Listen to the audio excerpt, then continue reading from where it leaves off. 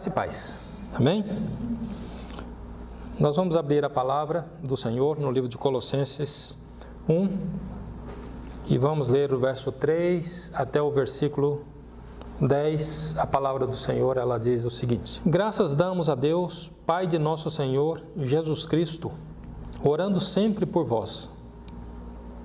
Porquanto ouvimos da vossa fé em Cristo Jesus e da caridade que tendes para com todos os santos, por causa da esperança que vos está reservada nos céus, da qual já antes ouvistes pela palavra da verdade do Evangelho, que já chegou a vós, como também está em todo o mundo, e já vai frutificando, como também entre vós, desde o dia em que ouvistes e conhecestes a graça de Deus em verdade.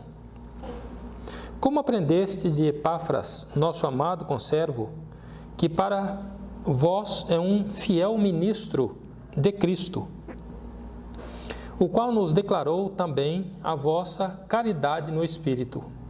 Por esta razão, nós também, desde o dia em que o ouvimos, não cessamos de orar por vós e de pedir que sejais cheios do conhecimento da sua vontade em toda a sabedoria e inteligência espiritual, para que possais andar dignamente diante do Senhor, agradando-lhe em tudo, frutificando em toda boa obra e crescendo no conhecimento de Deus. Meu Pai, nós te glorificamos pelo poder da tua palavra. Estamos reunidos nesta noite, neste lugar, porque necessitamos da tua palavra. Fala com a minha vida e fala com a vida da tua igreja nesta noite. E, ó Deus, fala com a vida de todos esses que ouvem esta palavra, para a glória única do nome do Senhor Jesus Cristo. Te louvamos, Pai Santo, e te glorificamos em nome de Jesus Cristo. Amém.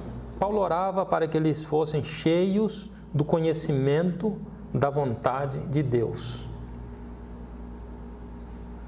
Orava para que esta igreja fosse cheia do conhecimento da vontade de Deus. Era uma igreja que andava já diante do Senhor, mas era uma igreja que obteve a intercessão do apóstolo Paulo com relação a esse aspecto deles serem cheios do conhecimento da vontade de Deus. E o verso 10 ele continua dizendo: para que possais andar dignamente diante do Senhor, agradando-lhe em tudo, frutificando em toda boa obra e crescendo no conhecimento de Deus. Você perceba aqui, meus queridos, nesse texto que o apóstolo Paulo escreve à igreja de Colossos, aonde ele trata desta necessidade que a igreja tem de ser cheio do conhecimento da vontade de Deus. O nosso tempo que nós vivemos é um tempo onde a crise que temos não é de denominações religiosas. A crise que nós temos não é de pessoas proferindo o nome de Deus, mas a crise que a igreja tem, ou que nós temos, ou que esse mundo tem, é de que as pessoas sejam cheias do conhecimento da vontade de Deus. Quando nós buscamos a Deus de alguma forma, e nós somos vazios do conhecimento da vontade de Deus, ou seja, a gente não sabe o que Deus quer de nós, nós vamos fazer besteira. Nós vamos viver uma vida e uma vida vazia. Nós vamos viver uma vida e uma vida vã. Nós vamos viver um cristianismo sem produtividade prática na nossa vida. Nós vivemos uma época de uma igreja, já predita lá no livro do Apocalipse, que ela não é uma igreja fria e não é uma igreja quente. Ela é uma igreja morna. E por que é uma igreja morna? É uma igreja morna porque falta exatamente este fator: conhecer a vontade de Deus. Isso aqui é uma coisa seríssima, que cada cristão precisa aprofundar e precisa buscar saber qual é a vontade de Deus para a sua vida. Nós precisamos dia a dia caminhar nesse entendimento e nesse conhecimento. Deus abençoe o amado pela gentileza da água. Desse conhecimento desta vontade do Pai. Quando nós soubermos ou sabermos a vontade do Pai sobre as nossas vidas, meus queridos, nós vamos ter uma vida muito mais produtiva, espiritualmente falando. Às vezes as pessoas, quando falam de frutos, eles já pensam logo em quantas almas você ganhou para Jesus.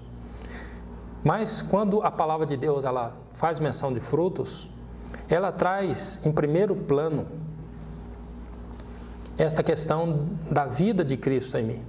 O fruto do Espírito é amor, longanimidade, benignidade, paz, temperança, domínio próprio, mansidão. O fruto do Espírito ele precisa produzir na minha vida uma vida que, conhecendo a vontade do Pai, eu vá reproduzi-la.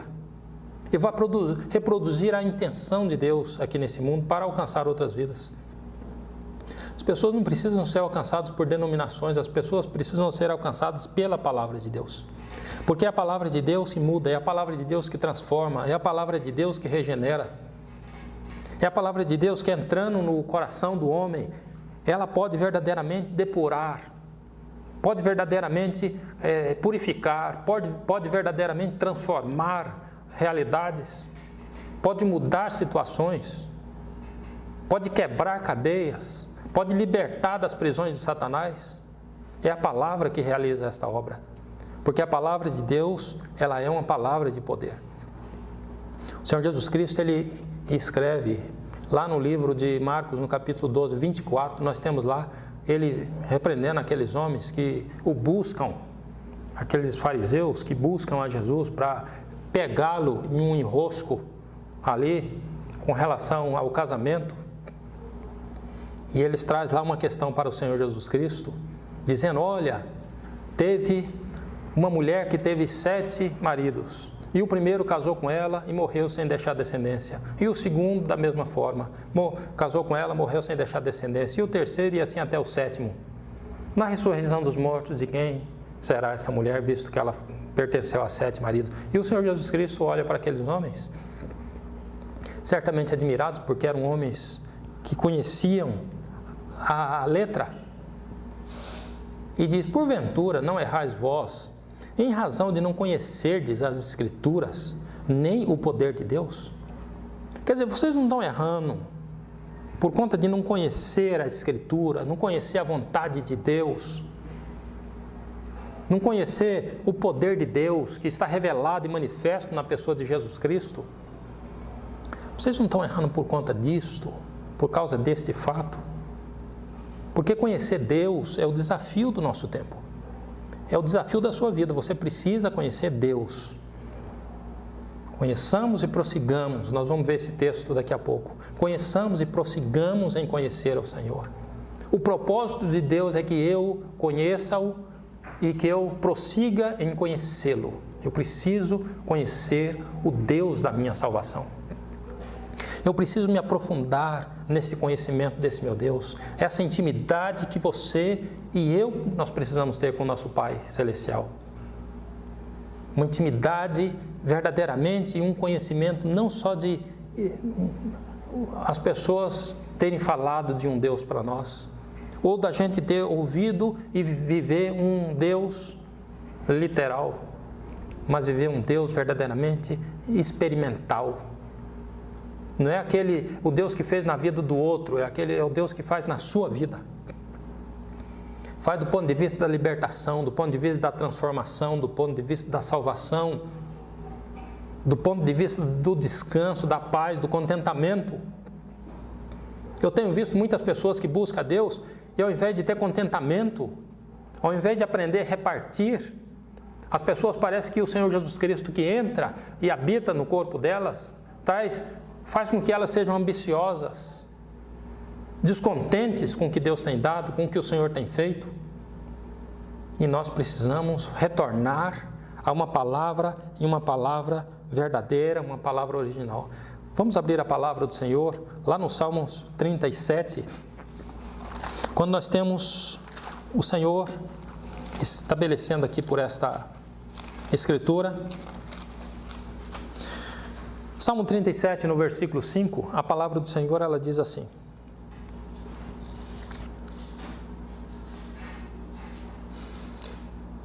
entrega o teu caminho ao Senhor, confia nele e ele tudo fará. aqui alguma coisa que o homem não tem tido disposição de fazer. Entregar o seu caminho ao Senhor. E aí ele diz assim, confia nele. E aí a palavra de Deus diz assim, e ele tudo fará. Entrega o teu caminho ao Senhor. Confia nele e ele tudo fará. Isso aqui é uma vida de descanso. Isso aqui é uma vida de quem conhece Deus. Isso aqui é uma vida, meus queridos, verdadeiramente de quem tem uma experiência prática com o Senhor Deus. Agora, só vai confiar em Deus, porque Ele vem dizendo, entrega o teu caminho, entrega a tua vida, entrega o teu propósito, entrega para o Senhor. E Ele está dizendo, confia nele, e Ele tudo fará. Agora, confiar no Senhor, nós só confiamos em quem? Em quem que você confia?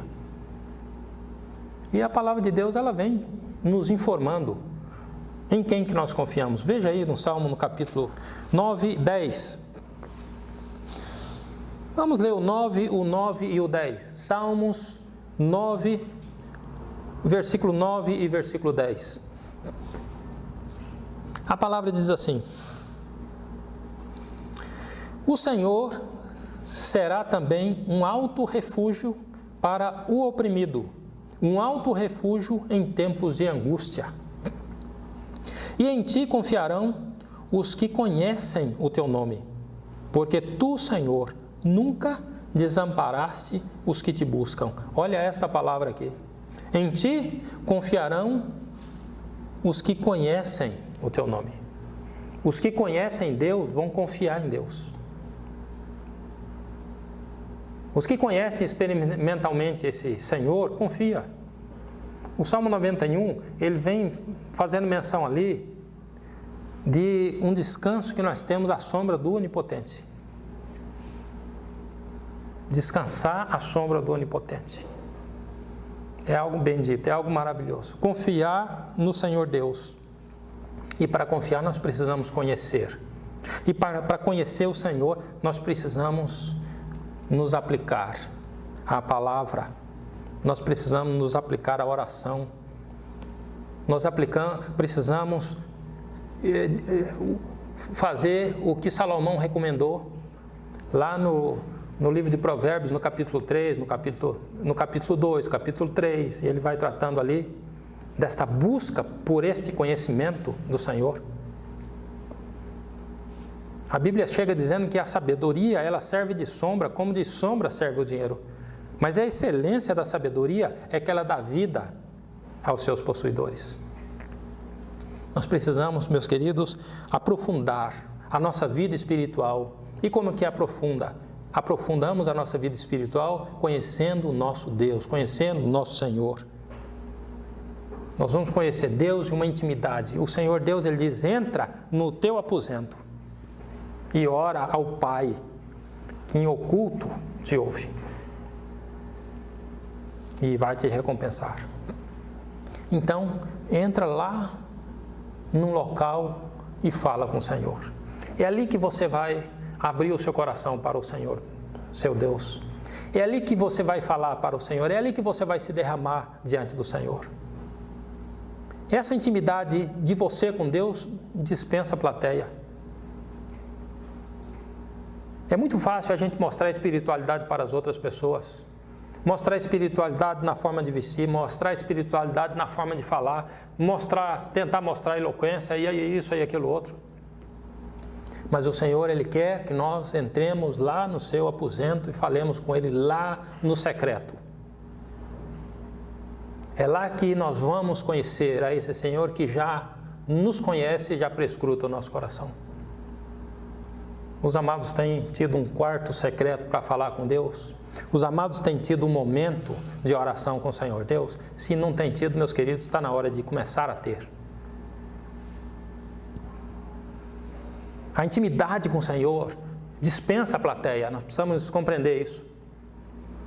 Aquelas orações dos fariseus, dos templos, ó magnânimo, ó Senhor dos exércitos, os termos rebuscados, que as pessoas olham e dizem, que oração bem construída do ponto de vista literal. Essa oração ela não alcança o coração de Deus.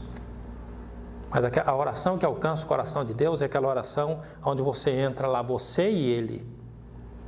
E você derrama o seu coração, um coração contrito, um coração quebrantado. Aí a palavra de Deus diz, Deus não desprezará esse coração. Nós vivemos em um tempo muito complicado.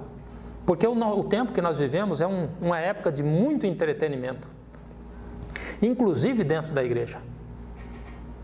Mas o Senhor Jesus Cristo, Ele quer nos levar a um evangelho verdadeiro, um evangelho genuíno, um evangelho que o louve, um evangelho que o glorifique. Em ti confiarão os que conhecem o teu nome. Você conhece esse Deus que você serve? Eu fico olhando o Senhor Deus quando chama Abraão. Ele chega para Abraão e diz, anda na minha presença e sê perfeito. Antes ele fala assim, Abraão, eu sou o Deus Todo-Poderoso. Deus se apresenta para ele, porque ele ia ser pai de uma nação. Então o Senhor Deus chega para ele e diz, eu sou o Deus Todo-Poderoso. Ou eu sou, em alguns entendimentos, o Deus Todo-Suficiente. Anda na minha presença e ser perfeito. Ele está dizendo, Abraão, a sua perfeição depende desse fator, de você andar na minha presença. Só vai andar na presença do Senhor Deus quem conhece o Senhor Deus. Deus está chamando Abraão para conhecê-lo. Quando o Senhor Jesus Cristo, aqui no Novo Testamento, ele já, nos seus 40 dias, depois da sua ressurreição, que ele fica aqui na terra, conversando com os seus discípulos, andando com os seus discípulos, aparecendo aos seus discípulos, instruindo os seus discípulos, fortalecendo os seus discípulos, ele chega para os discípulos e ele também agora se apresenta. Porque daqueles homens que ali estão, 11, vai ser construída esta igreja que nós estamos aqui por causa deles. Então o Senhor Jesus Cristo chega para eles e diz, todo o poder me foi dado no céu e na terra. Ide e ensinai. Vocês vão ensinar a palavra. Vocês não vão apelar para o lado emocional das pessoas. Vocês vão apelar para o aspecto do ensinamento. Vocês vão ensinar, vocês vão fazer discípulos. A palavra discipulado é essa característica de você ensinar as pessoas o Senhor, o Deus que é poderoso, um Deus que é todo suficiente, um Deus que é amoroso, um Deus que se importa conosco, um Deus que merece o nosso louvor, um Deus que merece a nossa honra, um Deus que merece a nossa glória, um Deus que merece a nossa fidelidade. Esse Deus que nós servimos, nós precisamos ir e ensinar esse Deus a respeito desse Deus bendito e maravilhoso. Então nós temos aqui, meus queridos, esta característica de um Deus que vem e diz, olha você, eu sou o Deus Todo-Poderoso, você anda na minha presença e você vai ser perfeito. Você precisa conhecer a esse Deus.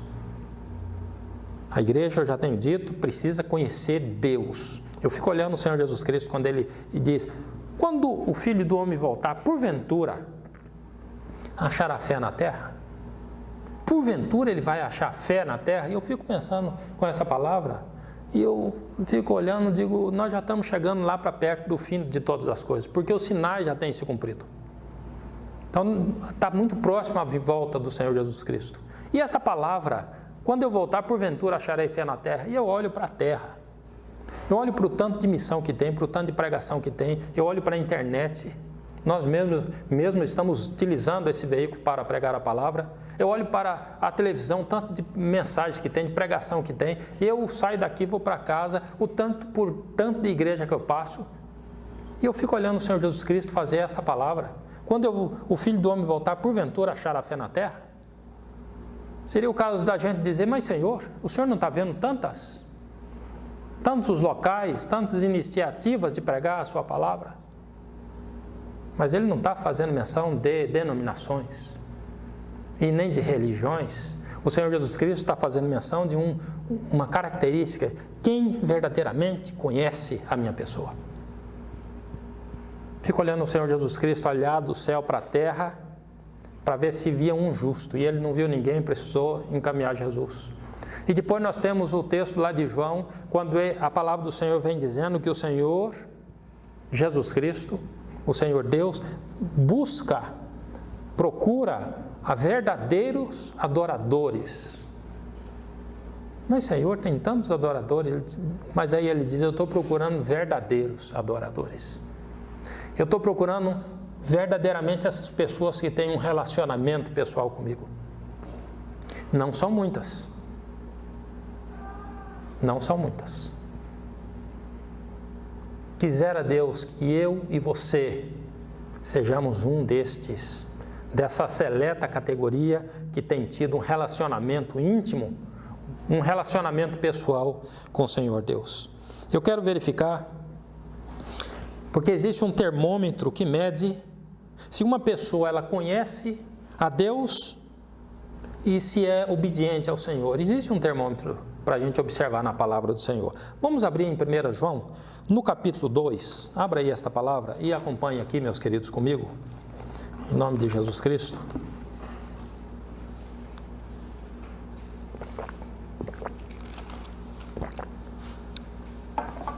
Primeira João, no capítulo 2, verso 3 a 5. A palavra do Senhor diz assim: E nisto sabemos que o conhecemos, se guardarmos os seus mandamentos. Aquele que diz, eu conheço-o, e não guarda os seus mandamentos, é mentiroso, e nele não está a verdade. Mas qualquer que guarda a sua palavra, o amor de Deus está nele verdadeiramente aperfeiçoado. Nisto conhecemos que estamos nele. Como é que nós conhecemos que estamos nele? Como é que nós conhecemos se verdadeiramente nós pertencemos ao Senhor, pertencemos a esse corpo? Ele está dizendo aqui, qualquer que guarda a sua palavra, qualquer que obedece os seus mandamentos, qualquer que conhece esse Senhor, nisto sabemos que o conhecemos. Como é que nós sabemos que o conhecemos? Se nós guardarmos a sua palavra. Esse é o termômetro. Você quer saber se uma pessoa ela conhece o Senhor Deus? Observa se ela guarda a palavra de Deus na sua vida. Observa se essa pessoa é uma pessoa misericordiosa. Observa se essa pessoa é uma pessoa perdoadora. Observa se essa pessoa é uma pessoa que ela reflete a vida do Senhor Jesus Cristo com intensidade. Observa se é uma pessoa que tem contentamento naquilo que Deus tem dado. Observa se essa pessoa é uma pessoa pacificadora, ou se é uma pessoa rinchenta, ou se é uma pessoa contenciosa, ou se é uma pessoa murmurenta, ou se é uma pessoa mentirosa. As características. Você tem vivido a palavra que o Senhor Deus manda você viver? Se tem vivido, meus queridos, então nós conhecemos esse Deus.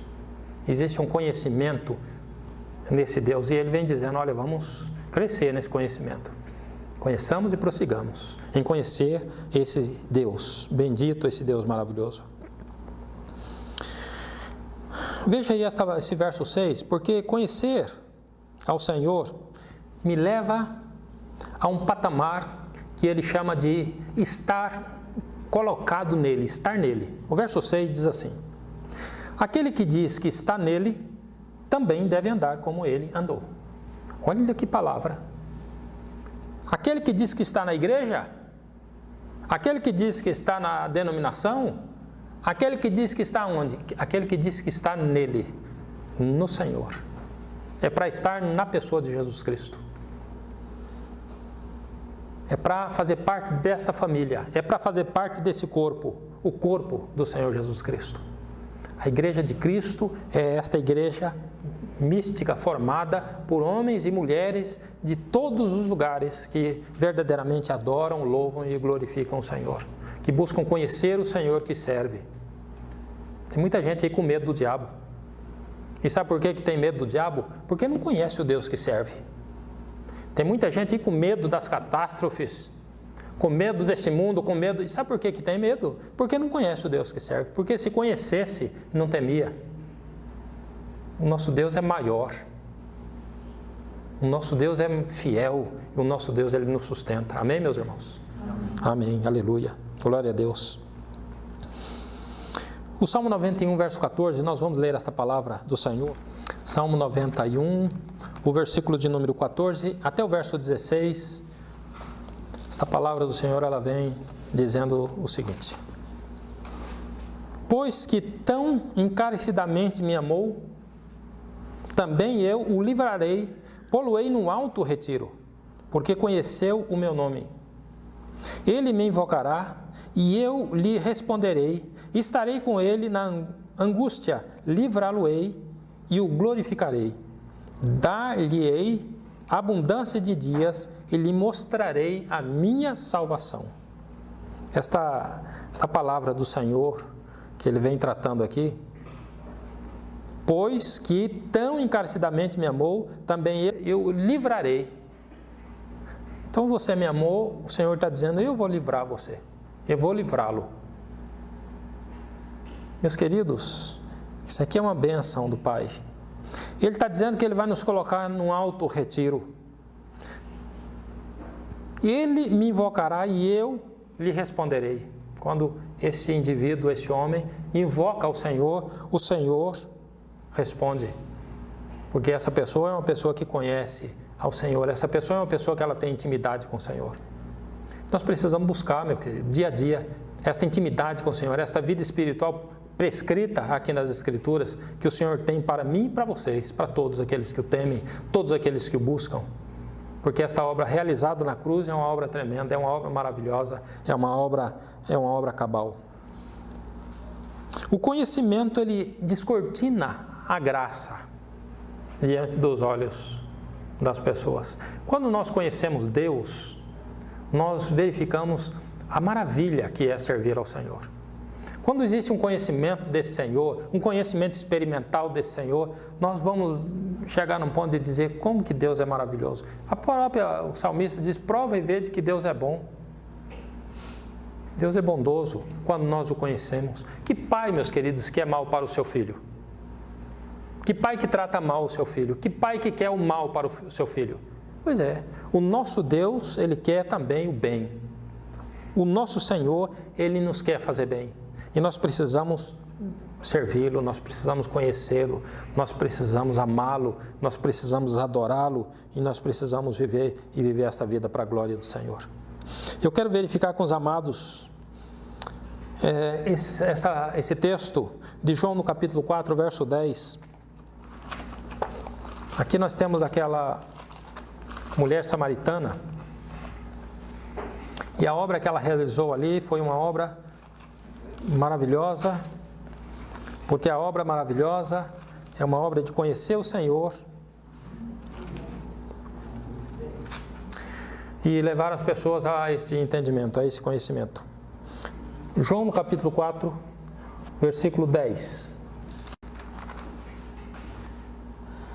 Jesus respondeu e disse-lhe: se tu conheceras o dom de Deus, e quem é que te diz, dá-me de beber, tu lhe pedirias e ele te daria água viva. Essa mulher samaritana aqui, essa mulher que foi lá para a cidade e falou, olha, eu conheci um homem que me disse tudo que eu tinha feito, porventura não é esse o Messias? E trouxe as pessoas para conhecer Jesus, porque esse é o papel do pregador. Esse é o papel do evangelista. Esse é o papel das pessoas que anunciam o Senhor. Pegar as pessoas e trazer para Jesus. E foi isso que essa mulher fez. Não é para trazer as pessoas para a gente, é para trazer para Ele, para Jesus. Porque as almas são dele. E esta mulher, aqui, num diálogo com o Senhor Jesus Cristo, nós verificamos aqui o que o Senhor Jesus Cristo fala para essa mulher. Respondeu e disse-lhe, se tu conheceras o dom de Deus, e quem é o que te diz, dá-me de beber, tu lhe pedirias e ele te daria água viva. O Senhor Jesus Cristo está ali, naquele poço, chega uma mulher samaritana, eles tinham um conflito entre judeu e samaritano, e um conflito aumentava muito mais quando se tratava de uma mulher, um homem judeu, dirigia a palavra a uma mulher samaritana. Isso não era algo inconcebível, mas o Senhor Jesus Cristo, Ele vem e Ele quebra esse paradigma ali, Ele fala com essa mulher, Ele conversa com essa mulher, E ele vem tratando ali com essa mulher e ele diz, olha, se você conheceras o dom de Deus, e quem é que te diz? Quer dizer, você precisa conhecer. Se você conheceras o dom de Deus e quem é que está te pedindo essa água para beber, é você que me pediria. E eu te daria água viva. E essa água iria fazer em você uma fonte que vai jorrar para a vida eterna. É o texto que lemos aqui. Jesus respondeu e disse-lhe, se tu conheceras o dom de Deus e quem é o que te diz, dá-me de beber, tu lhe pedirias e ele te daria água viva. Não é eu que ia te pedir água. Se você soubesse com quem você está falando, você é que ia me pedir essa água. E eu ia te dar uma água, era uma água viva. Não era essa água. É uma água que vai jorrar para a vida eterna. É uma água que vai produzir em você. E essa mulher, ela foi regenerada pelo poder da graça de Deus, porque ela falou com o Senhor Jesus Cristo. Mas Jesus, ele vem fazendo essa advertência. Você precisa conhecer com quem que você está falando. Você precisa conhecer com quem que você está lidando. Quantas pessoas têm se relacionado com Deus e têm visto em Deus um Deus para abençoar só nesse mundo, só nessa terra. Um Deus para resolver os problemas que você mesmo causa. Um Deus para resolver os problemas que você mesmo se enfia debaixo deles. E aí fica clamando para Deus vir resolver os seus problemas. Vai buscar o Senhor, porque o Senhor é o Deus que resolve os seus problemas, só os seus problemas. Mas nós precisamos indicar um Deus que salva as pessoas, salva a alma das pessoas. Em consequência das pessoas buscar um Deus que os salva, se tornarem filhas de Deus, ganharem um pai, e esse pai cuidar delas, os problemas obviamente serão automaticamente resolvidos. Deus vai tratar, Deus vai abençoar, Deus vai prosperar, Deus vai curar, Deus vai prevalecer, Deus vai prover a libertação, o Senhor vai. Ele vem dizendo, busca primeiro o reino de Deus e as outras coisas, ou as demais coisas vão ser acrescentadas. Primeiro busca o reino. E as outras coisas são acréscimos, são acrescidas na vida daqueles que buscam o reino de Deus. Então nós precisamos conhecer esse Deus, conhecer com quem que nós estamos tratando, conhecer com quem que nós estamos lidando. E Jesus faz esse apelativo para essa mulher, você precisa me conhecer. Porque se você conhecesse, talvez essa palavra aqui, meus queridos, sirva para alguns nessa noite, sabe? Se você conhecesse esse Deus, mas conhecer experimentalmente, não conhecer um Deus de ouvir falar, conhecer um Deus experimentalmente na sua vida. Esse Deus, ele é um Deus que liberta, é um Deus que trata, é um Deus que salva, um Deus que um dia vai nos conceder um reino para morar. Uma vida eterna. Não essa vida que nós temos aqui, uma vida de 50, 60, 70, até 100 anos, né? Não essa vida. Talvez 120 anos. Eu ouvi falar um dia desse de uma mulher que tinha 120 anos, uma chinesa. Mas um dia morre. E quando morre, vai para onde? O que acontece? É por isso que nós servimos ao Senhor. Porque existe uma promessa nas Escrituras e uma promessa de uma vida eterna no Senhor Jesus Cristo.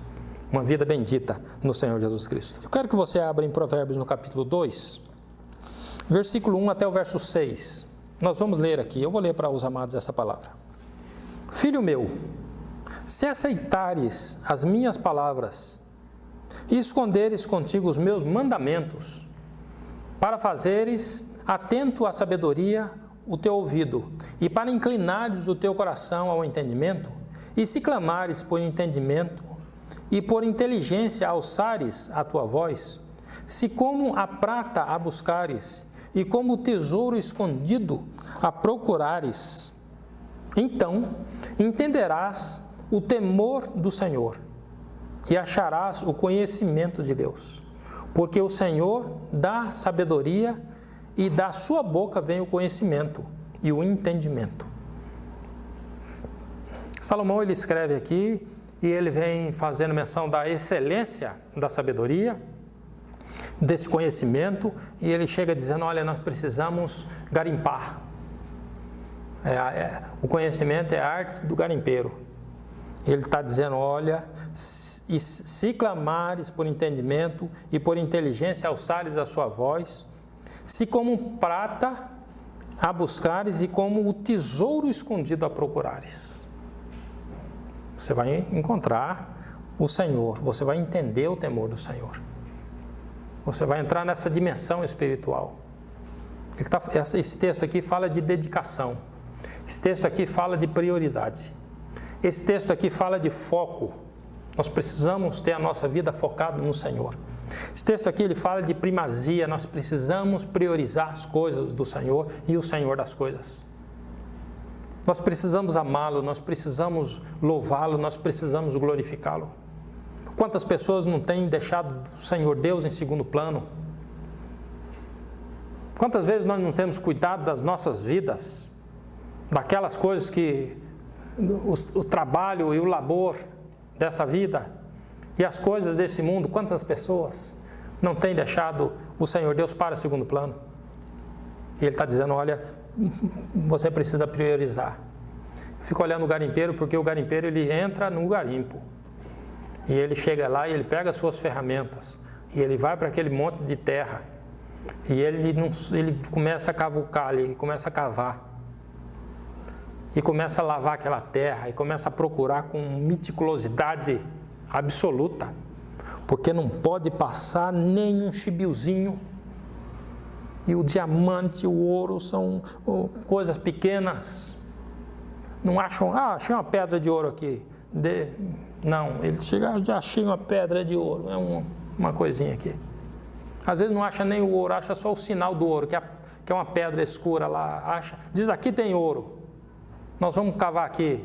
Aqui tem as pedras aqui que são características do local que tem o ouro, do local que tem o diamante, do local que tem a pedra preciosa.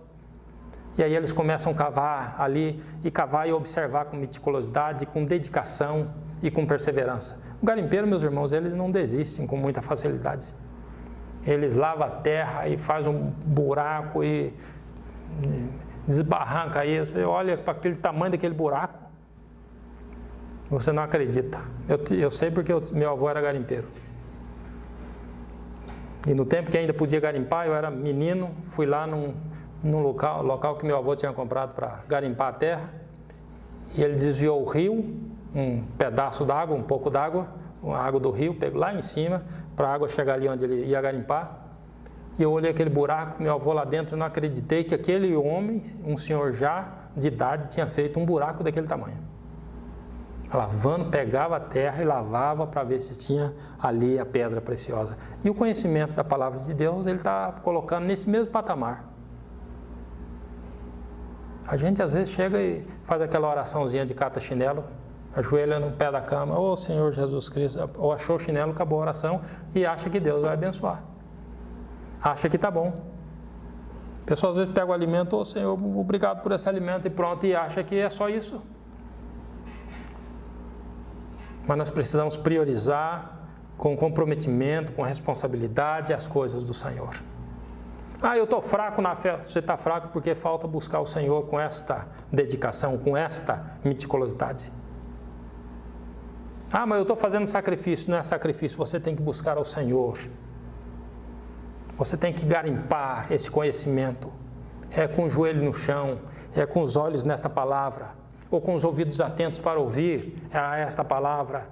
Esta palavra cai para os ouvidos, ela sobe ao coração do homem. E ela transforma, ela regenera e ela muda a vida do homem. Mas o que tem acontecido hoje, meus queridos? As pessoas vêm para uma reunião, e uma reunião abençoada, e aí nós louvamos, e aí nós temos uma palavra, e aí nós saímos, e muitos chegam ali na frente e já não lembram mais do que foi tratado. A palavra ela sai com muita facilidade da mente, às vezes nem chega no coração. Mas bendito é aquele que ouve a palavra de Deus e a tem como prioridade. Bendito é aquele que ouve a palavra de Deus e remoe esta palavra de Deus. Bendito é aquele que pega esta palavra do Senhor e coloca na sua vida diária, na sua vida prática. Dizendo, está escrito, o Senhor Jesus nos ensinou bem esta matéria. Porque o que o Senhor Jesus Cristo ia tratar, ele dizia, olha, ele tratava naquilo que estava escrito. Naquilo que estava estabelecido. Esse texto, então, meus queridos, ele vem falando basicamente dessa dedicação na leitura da palavra e vem falando dessa dedicação na nossa oração. Nós precisamos ter uma vida de oração e nós precisamos ter uma vida de busca nesta palavra, ou de leitura dessa palavra, ou de ouvir esta palavra e guardar essa palavra em nosso coração, em nossa mente, para a glória do Senhor. Amém? Nós vamos abrir a palavra do Senhor no livro de Oséias.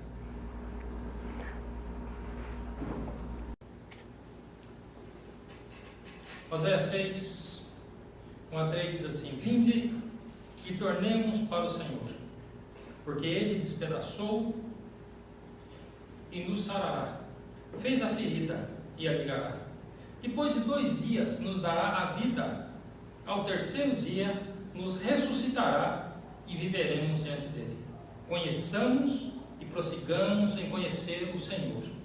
Como a alva será a sua saída, e ele a nós virá como a chuva seródia que rega a terra.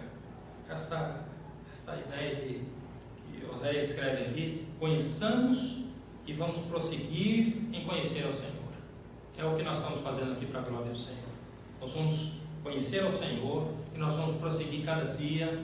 É aqui na igreja, é nos lares, é lá onde nós estivermos na nossa casa, é à noite, é de manhã. Nós vamos conhecer a esse Senhor, a esse Deus maravilhoso. 1 Coríntios, no capítulo 1, verso 24, o último texto que nós vamos verificar aqui com os amados. Mas para os que são chamados, tanto judeus como gregos, lhe pregamos a Cristo o poder de Deus e sabedoria de Deus. Para os que são chamados, ele diz, tanto judeus como gregos, lhe pregamos a Cristo, que é poder de Deus, e Cristo, que é sabedoria de Deus. Cristo, que é o poder de Deus, e Cristo, que é a sabedoria de Deus. Amém? Então, essa sabedoria que está posta na pessoa de Jesus Cristo, nós precisamos buscar, nós precisamos dia a dia nos afinar, né? Convoco aqui esses amados, esta igreja, para que nós busquemos ao Senhor, para que nós oremos ao Senhor, para que nós dedicamos a nossa vida ao Senhor, para que nós intensifiquemos a nossa vida de oração, intensifiquemos a nossa vida, meus queridos, de leitura da palavra, né? Lá na sua casa, pega a palavra, leia, busque ao Senhor e nós vamos verificar que Deus é conosco, Deus será conosco. Deus estará com a sua mão estendida sobre o seu povo, sobre a sua igreja, para a glória do Senhor. Amém? Que Deus abençoe em nome de Jesus Cristo.